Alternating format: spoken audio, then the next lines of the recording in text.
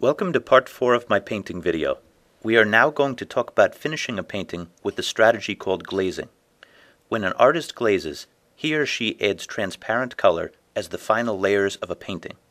That means that an artist usually uses paints that are transparent to translucent. Most paint companies put a marker on the outside of their tubes to let a customer know about the properties of the paint. An empty box means that the color is transparent. A half-filled box means that the paint is translucent. For any beginner who wishes to try glazing, buy paints that are transparent to translucent. I have a list of transparent to translucent paints on my website, merrillk.com. The glazing colors which I use to finish this painting are in a list at the end of the video description. When I set up my palette, I combine these special paints with a painting medium called liquin. But what does the painting medium do? And how does it help you glaze? Let me explain this with an analogy. Think of frozen orange juice and frozen grape juice. When these two juices are frozen in their containers, they are opaque, meaning that you cannot see through them. But when you add the correct amount of water, the frozen orange juice becomes translucent and the frozen grape juice becomes transparent. In other words, the concentrated forms of these juices become diluted and the mixture spreads out. Now think of the popular drinks Gatorade, vitamin water, or Life water. They are even more diluted from their concentrated form. Glazing works the same way, but with paint medium rather than water. The tube of paint is the equivalent of the frozen concentrated juice, and the painting medium is the equivalent of the water. When a painter employs the strategy of glazing, he or she adds a good amount of painting medium to the transparent and translucent paint.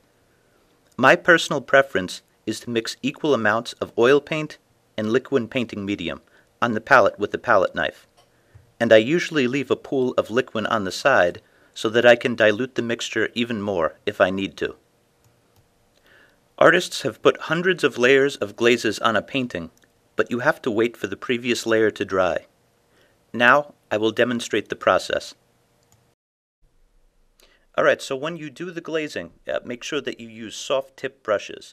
I use fan brushes. I use round brushes especially. That's a fan brush that you see there, and that's for spreading the paint. I usually apply with the round brush like you're seeing me do now, and I usually spread the paint with the fan brush. That happens a little bit later on. This is quick and unrelated. Watch what I do with the eye. I use a color pencil for the eye. There we go. And that's a really helpful tool, believe it or not, in painting now, color pencils. Color pencils, if you've seen some of my other videos, it mixes so well with liquid, and you can spread things around with a paintbrush. So if you need those exact details, use a color pencil. Anyway, back to glazing. That was not glazing. I'm applying with the round brush, and like I said, you'll see me in a little bit after I get enough of the paint down with the round brush. I'm going to go in with the fan brush. Just like before, I'm looking at the reference picture. I'm always referring to that. I'm really looking for textures now, and I'm looking for shadows. Glazing gives you a great ability to build up shadows, and you do that in a number of layers. You're only seeing me do one glaze layer in one day, for this video, but artists have done hundreds of glaze layers. I had a painting that I probably did about 60 on, and you could really build up some beautiful colors there.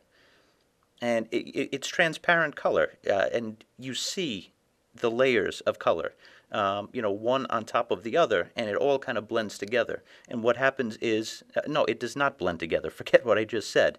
It lies on top of each other, and you can see all of the color, and the light refracts through it. It goes through it and bounces off the surface, and it kind of confuses your eye, and it makes it have so much more depth. This is actually my second glazing video that I'm doing, and I'm doing this one because I wanted people to see the process from the beginning. The other one you did not see from the beginning.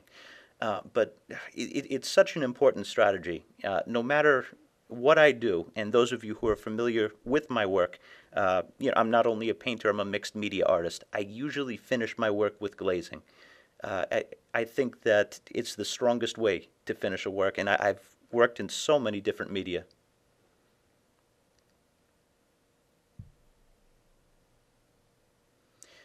Can't remember if I mentioned this. The edges are very, very important, and you can give a nice, soft, fluffy edge with the glazes. And of course, this is a dog, puppy, so I have to make sure that I use the fan brush quite a bit to spread the paint on the edges. You're going to see me do the background in a second, and watch what I do at the end to kind of soften the edges.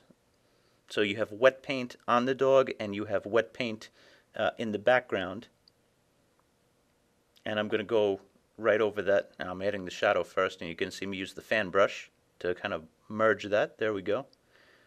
But I'm going to go around again. I'm going to, give the legs, the body of the dog a roundness. I'm going to add a little bit of color around, and then I'm going to go over and merge it together with the dry brush that I did not use before.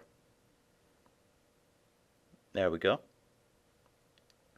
Well, I hope this video has been helpful for you, and I guess happy painting to everybody. I answer all my comments, so just leave me a comment.